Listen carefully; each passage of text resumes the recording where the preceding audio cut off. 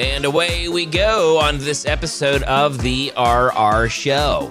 I am Vince, and as always, we'd love for you to share this show. Let your friends know. Just do it real quick. That'd be cool. I'll wait. You can always pause. Don't pause the episode. Let's just keep going. We've got stories from r/MaliciousCompliance, so let's get rocking and rolling right now.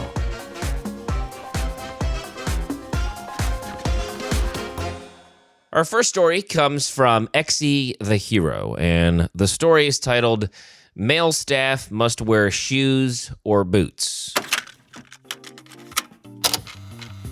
The superintendent of my old school was comically rigid in his views and seemed to have his mindset stuck in the 1960s.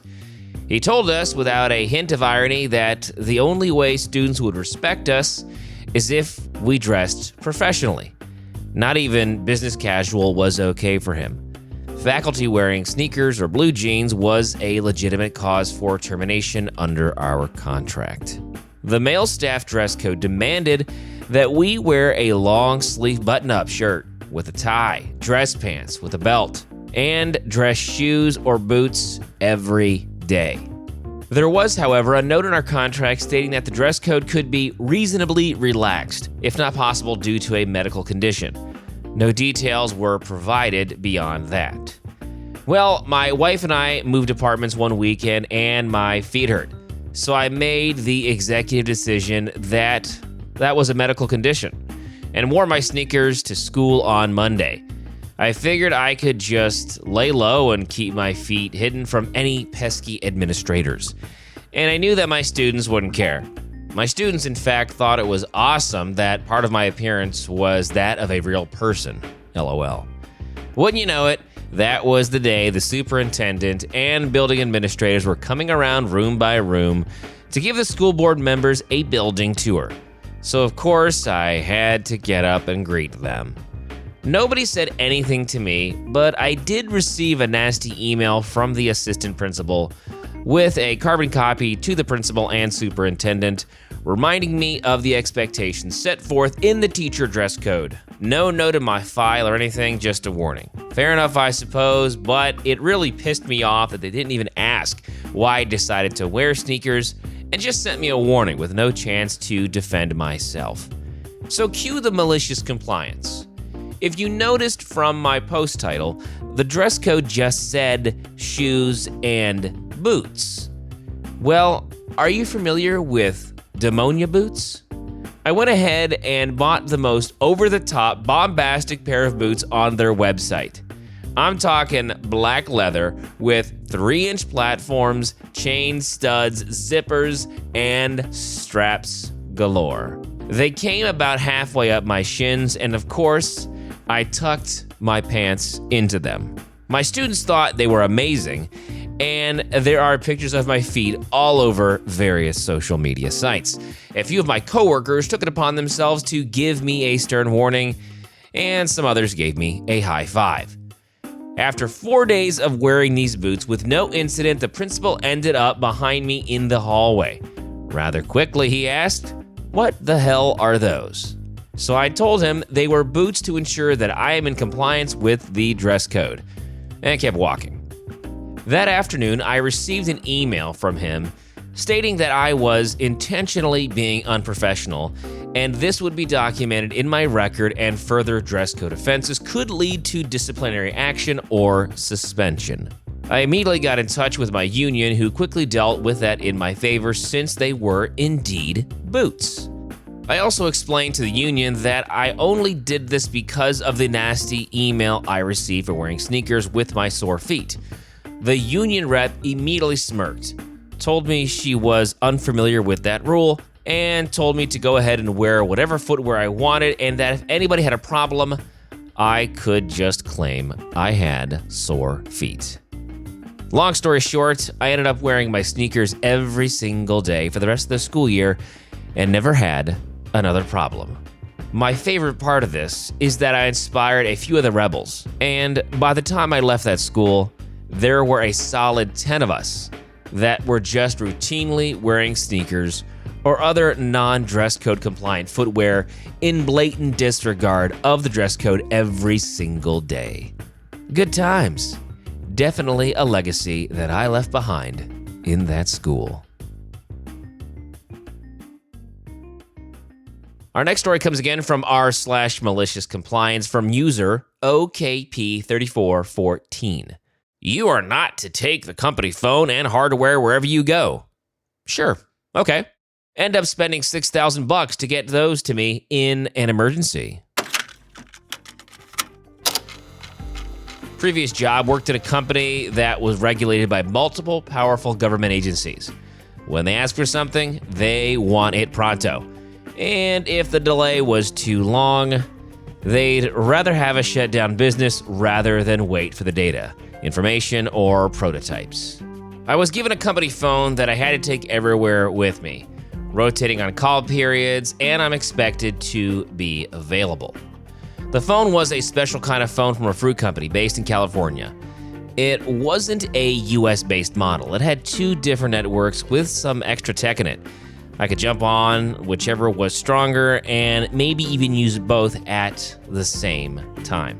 I'm not sure, but it was good. Needless to say, it should have been pretty expensive. Now, I love nature. I can and have gone camping, oftentimes in remote places, and gone a few days without seeing another human. 18 months into the job, there was a new schedule where I got 3 days of being on call and expected to work a regular 8-hour day, having to live within 20 minutes of work, and then 4 days of being off. This worked pretty amazing for me. As soon as the next on-call team was doing and maintaining the same work from our department got on, I'd be off on a plane to get another national park under my belt or some remote state parks or whatever I had my sight on. I thought it'd be pretty helpful to carry the company phone I was given along with me in case I was needed. In the year and a half, I was never contacted when not being on call, as we had a strong culture of communications and the teams knew what they had to know in order to troubleshoot. But nevertheless, I took the company phone along with me. During the trip, the screen got damaged. Not so much that the phone was inoperable, but definitely difficult to use. Got back, went through the forums, and got IT to repair or give me another one. Some manager high up in IT went off and was going on and on and on about how expensive those devices were, how difficult it was to configure them, and how much harder it was to get them in the US and all this other BS. Then she told me I am not to take the company phone and hardware along with me wherever I go. It is supposed to go between my residence and the office and nowhere else. And she was pretty derogatory about it, even throwing a few large chunks of racism in between. I shot off an email later, keeping my manager in the loop and the department head about confirming what she said. Cue my malicious compliance. A few weeks later, I took my PTO. PTO policy was pretty good, and thus I took off for 3 weeks and still had over 3 weeks remaining. I did not take any of the company hardware along with me, as per what was stated by some manager who was somewhere in the organizational chart in IT and decently high up. An all-hands-on-deck situation arose. My manager was pissed at me for not being able to answer the company phone. Wasn't like I was in the woods at my very dear cousin who just had twins and a very difficult delivery.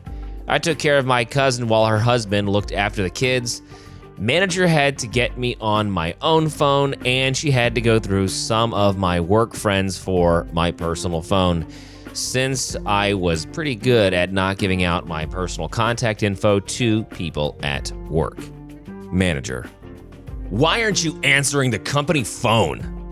Me: I'm not at home, don't have my company phone with me. Never mind, get back online immediately. We have an all-hands-on-deck situation. Me: sorry, I do not have any of the company hardware with me. Why? A bunch of expletives. This manager in IT said I wasn't to take the company hardware along with me wherever I go. What? When did that happen? I sent an email stating what she said and kept you and X, our department head, in carbon copy. more expletives. You need to come back immediately. Sorry, no can do. My cousin is still pretty much half dead with a very difficult twin pregnancy. I'm taking care of her, and I was pretty clear about it before going on PTO. I wouldn't be able to come back. Manager cuts off call, calls me back in 30. Do you have anyone who has keys to your apartment? Yes. Give me their contact. I'm going to get the computer screen and a UVW, other hardware, shipped to you before the night, and you can get back. We have a serious situation. Me. Can I get more PTO than to compensate for this intrusion? Me, knowing I have the slightly upper hand and striking when the metal's hot. Manager. Sure, I'll send an email approving this. By 8 p.m., I get my company phone, computer, and other hardware shipped to me. I also get 2 emails. One email approving the extended PTO for this intrusion, second email from my department head X stating that the original company policy is still in effect.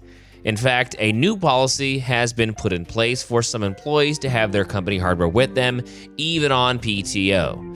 Anything else said by anyone else was to be disregarded. And cherry on top, that IT manager was in carbon copy. When I returned from my PTO, that IT manager was nowhere to be seen. Turns out, she had been demoted. She couldn't digest that and quit. The company had to spend over $6,000 to ship it on the same day and get the hardware to me.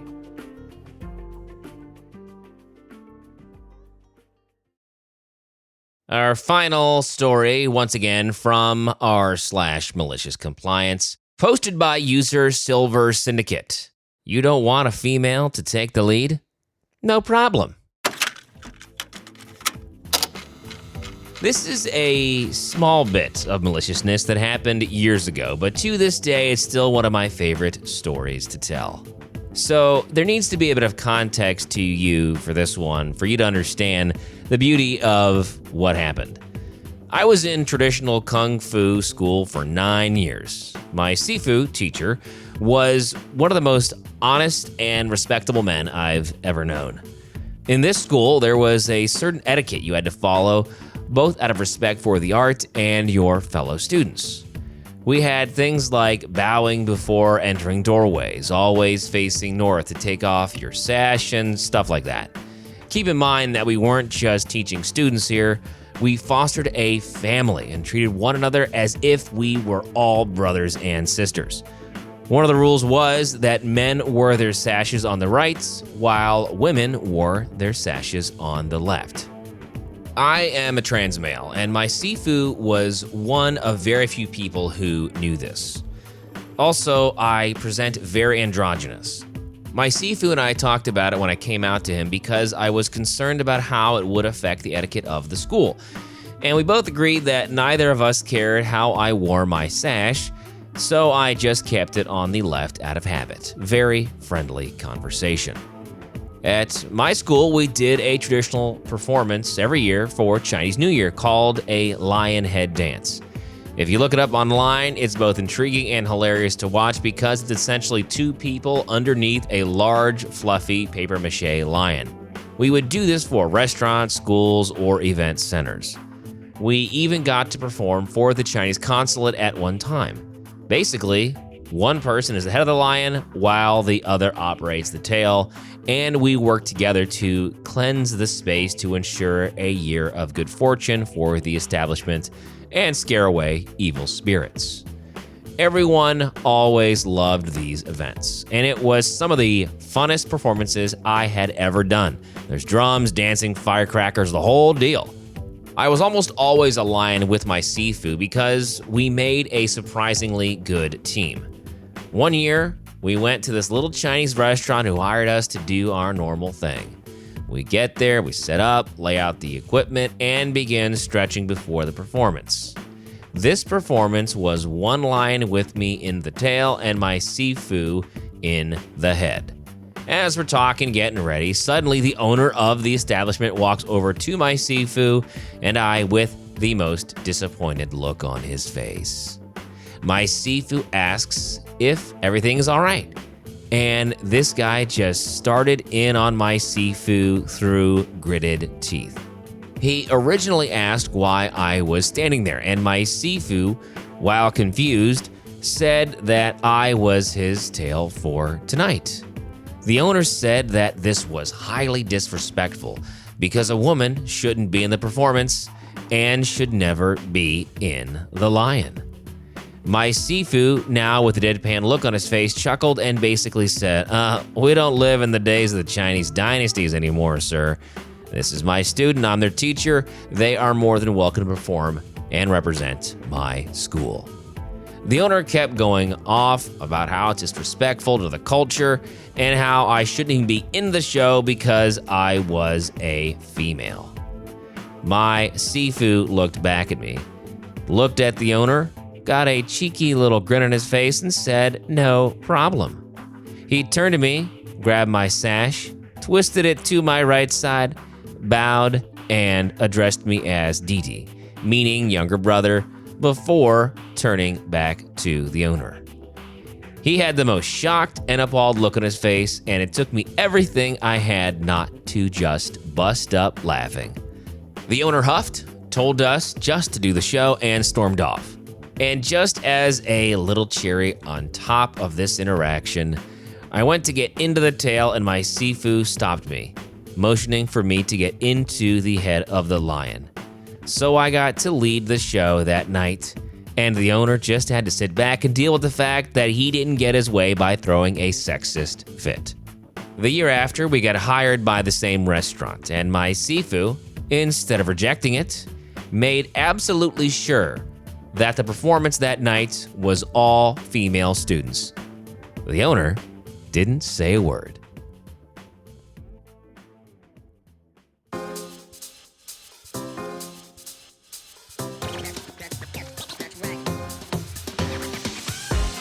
So thanks for being with us. The RR Show is a production of Evergreen Podcasts and Wessler Media. Now, if you'd be so kind, please follow or subscribe to our show wherever you get your podcasts. And if you're feeling extra nice, you might as well leave a 5-star review.